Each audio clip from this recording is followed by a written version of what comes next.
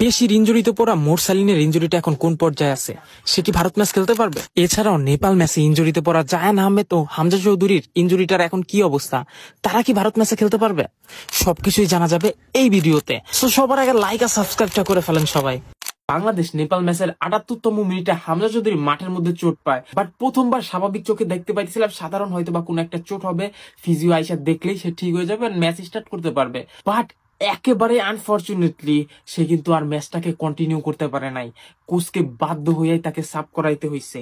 Coach তখন Jamal ভুঁইয়াকে sub করাইয়া Cuba মিচেলকে নামাইতে চাইছিল, বাট এক্সাক্ট সেই টাইমে হামজা চৌধুরী ইনজুরিতে পড়া যান এন্ড ফিজিও যখন তাকে সারাইতে পারে নাই, দেন কোচ ইনস্ট্যান্ট হামজা চৌধুরী বদলে কিউবা মিচেলকে মাঠে নামাই দিয়েছিল। বাট এখন তার ইনজুরির আপডেটটা কি? তাছাড়া জায়ান আহমেদও একই ভাবে নেপাল ম্যাচের হাফ টাইমের পরে জায়ান আহমেদ ছোটখাটো একটা চোটে পড়ছিলেন, বাট আমরা তখন ভাবতেছিলাম চোটটা হয়তো বা স্বাভাবিক, কিছুক্ষণ পরে উঠে দাঁড়াবে আর ম্যাচ খেলা শুরু করে দিবে। বাট তখন আমাদেরকে ভুল প্রমাণ কইরা দিয়া মেডিকেল টিমের সাথে খোরাইতে খোরাইতে মাঠ ত্যাগ করেন তিনি, এবং মাঠ ত্যাগ করার এক পর্যায়ে একবারে যখন মাঠের কিনারায় চলে আসে তখন খোরানোটা আরো বাইরে যায়। তখন এক প্রকার মেডিকেল স্টাফদের সহায়তায় বা তাদের ঘাড়ে ভর দিয়ে মাঠ থেকে বের হন।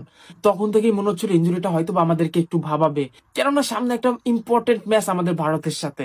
তারপর বাংলাদেশের আরো একটা ইম্পর্টেন্ট তরুণ খেলোয়াড় মোরসালিন তো আগে থেকে ইনজুরি, যার কারণে সে নেপাল ম্যাচ খেলতেই পারে নাই। তার ইনজুরির আপডেটটাও কি? চলুন প্রথমে আমরা মোরসালিনের ইনজুরি আপডেটটা নিয়ে কথা বলি। মোরসালিনের ইনজুরিটা ছিল মূলত পেশির অস্বস্তি, মানে হলো মোরসালিনের পেশিতে চোট ছিল, পেশিতে অস্বস্তি থাকার কারণে তাকে বিশ্রাম দেওয়া হয়, নেপাল ম্যাচ থেকে বাদ দেওয়া হয়, এক প্রকার ছিটকে যায় ম্যাচ থেকে। শেষ খবর পাওয়া পর্যন্ত এখন পর্যন্ত তার ইনজুরি আপডেটই পাওয়া যায় নাই। আমাদের সোর্স থেকে আমরা জানতে পারছি মোরসালিনকে ম্যাচের দিন সকাল অব্দি অবজারভেশনে রাখা হবে। যদি সে ফিট থাকে তাহলে এই ম্যাচটা খেলবে, আর যদি এতটুকু আনফিট হয় তাহলে ভারত ম্যাচে মোরসালিন খেলবে না। বাট মোর ওভার অনেক বেশি চান্স আছে যে মোরসালিন ভারত ম্যাচে খেলবে, কেননা তার ইনজুরিটা অনেকটাই সুস্থের পথে তিনি এখন। তারপরে আসা যাক হামজা চৌধুরীর কি অবস্থা। ভাই হামজা চৌধুরী যখন মাঠ থেকে খুঁড়াই বের হয়ে গেছিল, এন্ড মাঠ থেকে বের হওয়ার পরই তাকে আইস ব্যাগ দিয়ে রাখা হয়েছিল পায়ের উপরে, তখন থেকে হয়তোবা মুখের মধ্যে অনেক কষ্ট হচ্ছিল যে সে বড় কোনো ইনজুরিতে পড়লো কিনা, সেই ম্যাচ আসলেই খেলতে পারবে কিনা ভারতের ম্যাচের।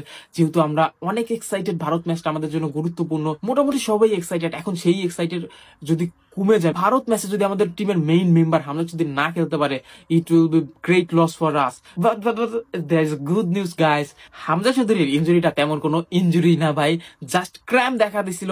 এটার অফিসিয়াল সোর্স থেকে আমরা জানতে পারছি ভারত ম্যাচে সে খেলবে, আপাতত বিশ্রাম আছে, আপাতত নেক্সট ট্রেনিং হচ্ছে অ্যাটেন্ড করবে না, সে এখন বিশ্রাম করবে। বাট অন্য কোনো সমস্যা না থাকলে ভারত ম্যাচে এসে খেলবে। নেপাল ম্যাচের পরে হ্যাভিয়ার ক্যাপ্টেনরাও কিন্তু এটা স্বীকার করছে বা আমাদেরকে তথ্যটা দিছে হামজা চৌধুরীর ইনজুরিটা কোনো সিরিয়াস বিষয় না, জাস্ট এটা ক্র্যাম্প করছে, ঠিক হয়ে যাবে। এন্ড একই ভাবে জায়ান আহমেদও খোঁড়াই মাঠ থেকে বের হয়ে গেছিল, এন্ড জায়ান আহমেদ আর হামজা চৌধুরীর ইনজুরিটা সেম ক্যাটাগরির, সেম সমস্যা, জাস্ট ক্র্যাম্প। অর্থাৎ জায়ান আহমেদও সুস্থ হয়ে যাবে, হয়তো বা বিশ্রাম দিবে কোচ, হয়তো বা কোচ তাকে আগামী 2-3 দিন বিশ্রামে রাখবে। আর আশা করা যায় হামজা চৌধুরী, জায়ান আহমেদ আর সবকিছু ঠিক থাকলে মোরসালিনও ভারত ম্যাচে স্কোয়াডে থাকছে বা স্টার্টিং 11-এও থাকতে পারে। এটা গুড নিউজ।